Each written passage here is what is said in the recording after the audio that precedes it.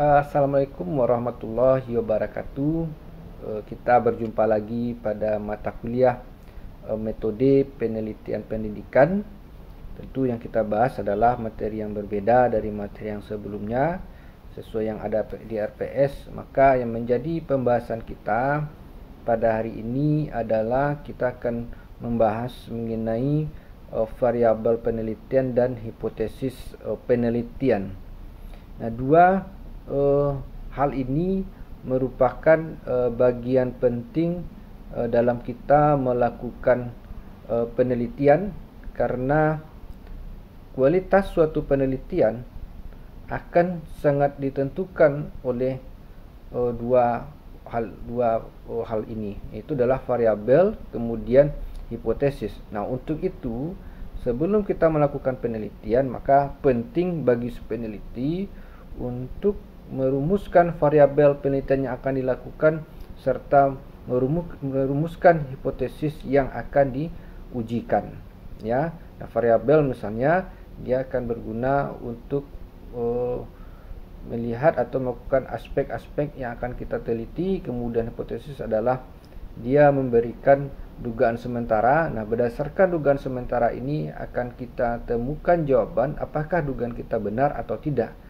Jawaban benar atau tidak itu akan kita dapatkan setelah kita melakukan penelitian.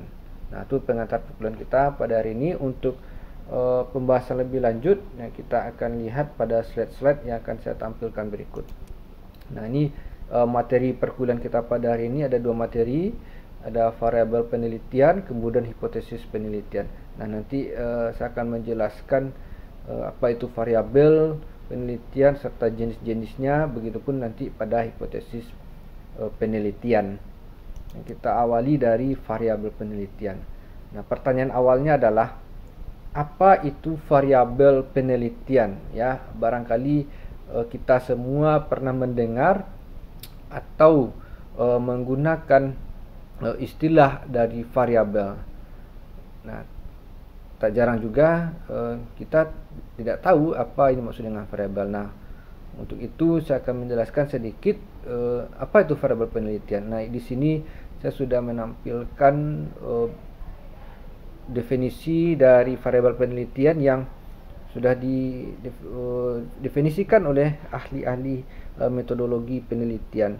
Nah, di sini misalnya Kider, dia mencoba menjelaskan bahwa variabel itu adalah suatu kualitas, ya, di mana peneliti mempelajari dan menarik kesimpulan darinya. Yang dimaksud dengan darinya ini adalah ini yang disebut dengan variabel penelitian. Nah, nanti peneliti tentu akan melakukan penelitian terhadap variabel penelitian. Nah, kemudian tentu yang sangat familiar bagi peneliti, apakah itu mahasiswa, nah, itu adalah Sugiono.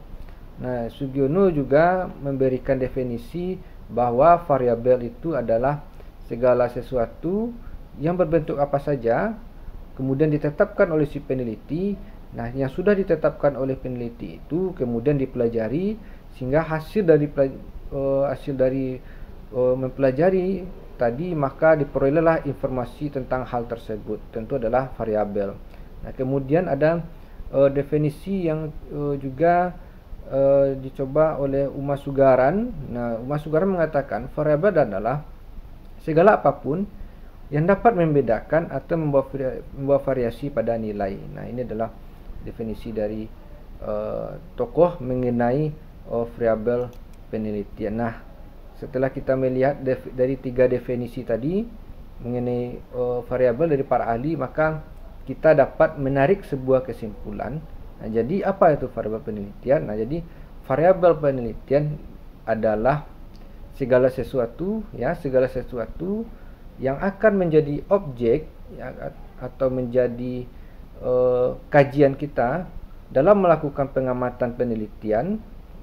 Dan sering pula variabel penelitian dinyatakan atau sebagai gejala yang akan diteliti. Jadi segala sesuatu fenomena yang akan kita teliti, ya, itu dimaksud dengan variabel penelitian. Nah, ada 5 jenis variabel penelitian. Nah, kalau Anda perhatikan pada slide ini ada 5 jenis variabel penelitian. Yang pertama ada disebut dengan variabel bebas, ya, variabel bebas, atau ada juga menyebutnya dengan variabel dependen. Nah, variabel bebas adalah variabel yang memberikan pengaruh atau menjadi sebab musabab bagi variabel yang lain. Nah, jadi ini adalah variabel yang mempengaruhi. Nah, kemudian nanti akan kita lihat contoh-contohnya. Yang kedua ada namanya variabel terikat. Nah, variabel terikat ini adalah variabel yang dipengaruhi oleh variabel bebas atau disebabkan oleh variabel lain. Biasanya variabel terikat ini dipengaruhi oleh variabel bebas, ya. Nah, itu variabel terikat. Yang ketiga ada namanya dengan variabel moderator. Nah, variabel moderator adalah variabel mempengaruhi.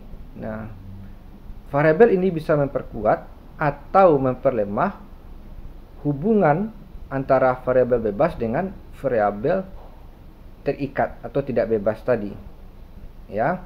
Itu adalah variabel moderator dia. Jadi variabel moderator ini dia berada di antara variabel bebas dan terikat, tetapi posisi dari variabel moderator ini bisa mempengaruhi antara keduanya. Apakah dia bisa mempengaruhi atau memperlemah hubungan antara kedua variabel ini, ya. Itu adalah variabel moderator. Yang keempat ada yang namanya dengan variabel intervening.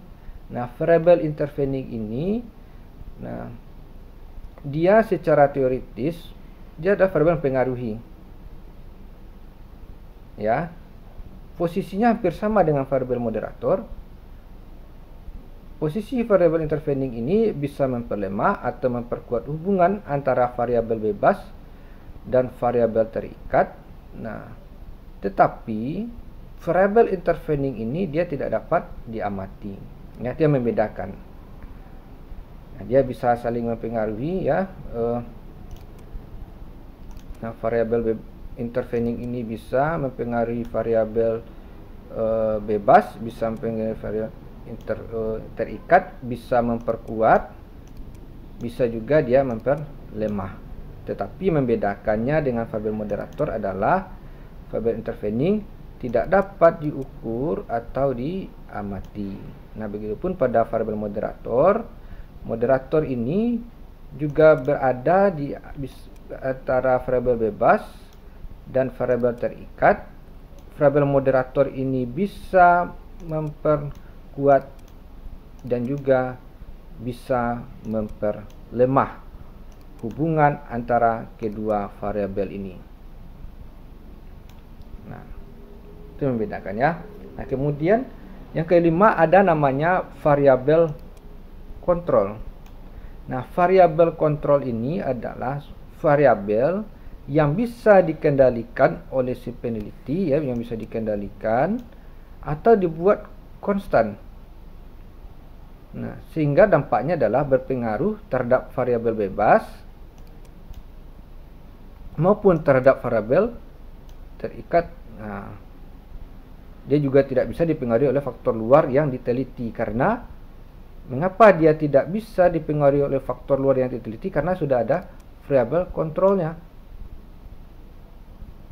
Nah, biasanya variabel ini digunakan untuk si peneliti yang penelitiannya dia bersifat membandingkan,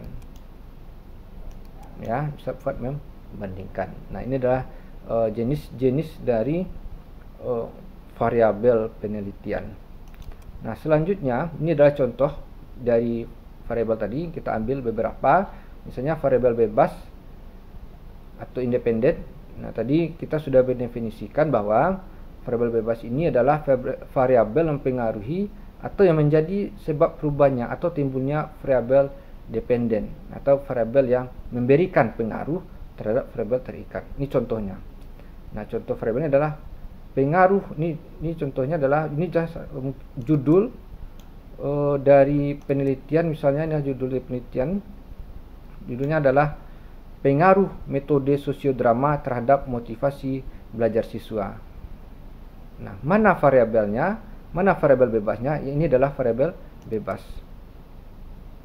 Metode sosiodrama. Nah, ini adalah variabel bebasnya. Nah, ini adalah variabel bebasnya metode sosiodrama. Nah, ini contoh judulnya. Kemudian kita akan lanjut pada variabel terikat. Nah, variabel terikat atau dependen adalah variabel yang dipengaruhi oleh variabel bebas, ya. Jadi bebas atau yang dipengaruhi oleh variabel independen tadi. Ini contohnya sama dengan contoh yang sebelumnya. Pengaruh metode sosiodrama terhadap motivasi belajar siswa. Nah, ini adalah variabel bebasnya. Metode sosiodrama memberikan pengaruh terhadap motivasi belajar. Nah, variabel terikatnya adalah motivasi belajar siswanya. Jadi maksudnya adalah memberikan metode sosiodrama ini berusaha untuk mempengaruhi motivasi belajar siswa. Makanya disebut ada variabel bebas mempengaruhi variabel terikat, ya, contohnya. Nah, jadi gampang nanti misalnya kita ambil judul penelitian. Nah, lihat biasanya variabel itu terletak bagian awal. Kalau variabel terikat, biasanya kalau menggunakan penelitian eksperimen, biasanya dia adalah metode. Kalau variabel terikat, dia adalah yang memberikan pengaruh. Nah, jadi metode sosiodrama ini memberikan pengaruh terhadap motivasi belajar. Nah, selanjutnya ada variabel moderator. Nah, variabel moderator adalah seperti yang sudah kita bahas di awal. Dia memberikan pengaruh, bisa memperkuat dan bisa memperlemah hubungan antar variabel bebas dan terikat, ya. Dia posisinya berada di tengah. Ini ada variabel moderator, masih contoh yang sama, motivasi belajar dengan prestasi belajar misalnya. Nah, motivasi belajar ini adalah variabel bebasnya. Apakah berpengaruh terhadap prestasi belajar? Nah, maka kemungkinan dua variabel ini bisa saling memperkuat, ya, bisa saling memperkuat. Tetapi ada juga kemungkinan dua variabel ini saling memperlemah. Bisa jadi tidak memiliki kaitan atau memiliki kaitan, karena motivasi belajar kaitannya dengan prestasi belajar bisa juga dipengaruhi oleh iklim belajar, ya. Ini memperkuat, ya. Motivasi belajar bisa juga mempengaruhi oleh prestasi belajar karena dipengaruhi oleh iklim belajar, atau motivasi belajar dan prestasi belajar ini tidak berkorelasi, ya, karena belum tentu dipengaruhi oleh iklim belajar. Nah, barangkali ada variabel-variabel lain yang mempengaruhi. Nah, selanjutnya kita masuk pada hipotesis. Nah, hipotesis. Apa itu hipotesis? Nah, hipotesis adalah pernyataan mengenai hubungan, ya, proposisi tentatif mengenai hubungan antar dua variabel tadi, ya. Tadi contohnya misalnya ada variabel sosiodrama dengan hasil belajar.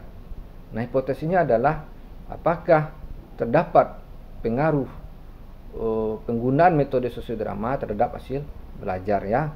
Hipotesis ini harus memberikan gambaran terhadap hubungan antar variabel. Nah, jadi hipotesis adalah pernyataan, ya, ini sudah kita bahas tadi. Nah, fungsi hipotesis penelitian, ya, paling tidak ada dua fungsi hipotesis penelitian. Yang pertama, hipotesis ini dia berguna sebagai pedoman dalam memberikan arah dan jalannya kegiatan penelitian yang dilakukan. Nah, yang kedua, hipotesis penelitian juga berguna sebagai pedoman dalam mengembangkan indikator, ya, mengembangkan indikator berdasarkan variabel yang diukur. Nah, itu adalah fungsi dari hipotesis penelitian. Nah, selanjutnya ketika kita menyusun atau merumuskan hipotesis penelitian, ada beberapa kriteria yang harus kita perhatikan, ya. Yang pertama, hipotesis yang kita rancang dia harus kausalitas. Maksudnya adalah hipotesis yang kita susun harus menyatakan hubungan antar dua variabel. Nah, itu maksud dengan kausalitas. Jadi contohnya tadi saya mencontohkan misalnya, apakah terdapat pengaruh metode sosiodrama, ya, metode sosiodrama sebagai variabel bebasnya, pengaruh metode sosiodrama terhadap hasil belajar.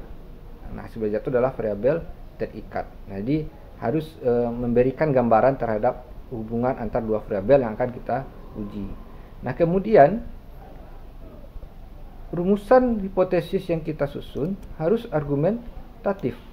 Maksudnya adalah hipotesis harus disusun berdasarkan argumentasi teori yang kuat atau harus didukung oleh teori. Itu dengan argumentatif. Kalau hipotesis tidak didukung oleh teori, maka hipotesisnya lemah, argumentasinya adalah lemah. Nah, yang ketiga, hipotesis yang kita rumuskan harus akurat. Maksud akurat adalah hipotesis tadi dapat diuji, kemudian diukur melalui penelitian di lapangan, atau dapat diukur melalui instrumen penelitian sebagai alat pengumpul data. Nah, itu maksud dengan akurat. Yang keempat, kriterianya adalah hipotesis yang kita rancang harus singkat. Singkat ini berkaitan dengan kalimat yang kita gunakan. Kalimat yang kita gunakan pada penyusunan hipotesis disusun dalam kalimat yang singkat, jelas, ya, tidak bertele-tele, langsung pada pokok persoalan. Selanjutnya, hipotesis yang kita susun juga harus konsisten dengan teori yang ada, ya, konsisten dengan teori yang ada. Nah, kita selanjutnya jenis-jenis hipotesis. Nah, jenis-jenis hipotesis ada yang disebut dengan hipotesis substantif, ya, hipotesis substantif. Hipotesis substantif, ya, dia berusaha memberikan pernyataan yang memberikan jawaban terhadap masalah penelitian. Berusaha menjawab terhadap masalah penelitian. Nah, contohnya ini ada contohnya. Misalnya ada melihat korelasi antara motivasi belajar dan hasil belajar. Kemudian ada hipotesis statistik. Nah, hipotesis statistik ini jawabannya kita membutuhkan data statistik parametrik atau menggunakan angka. Misalnya contohnya terdapat pengaruh penggunaan metode sosiodrama dalam hasil belajar. Nah, untuk melihat pengaruh atau tidak berpengaruh terhadap dua variabel ini, metode sosiodrama dan hasil belajar, maka itu dibuktikan dengan angka. Makanya ini biasanya sering jatuh pada penelitian kuantitatif. Nah, ada juga hipotesis yang bersifat deskriptif. Nah, ada juga hipotesis deskriptif dan hipotesis yang berusaha menjelaskan apa adanya, ya. Kemudian ada juga hipotesis yang berusaha mengkomparasikan atau asosiatif. Nah, itu contoh dari hipotesis. Nah, barangkali itu saja penjelasan kita mengenai variabel penelitian dan hipotesis penelitian. Ingat, ketika kita merancang penelitian, kita harus memiliki variabel penelitian yang jelas dan juga hipotesis yang dapat diukur. Nah, sekian, semoga ini bermanfaat. Silakan mencari referensi yang lain untuk menambah wawasan kita semua. Terima kasih. Assalamualaikum warahmatullahi wabarakatuh.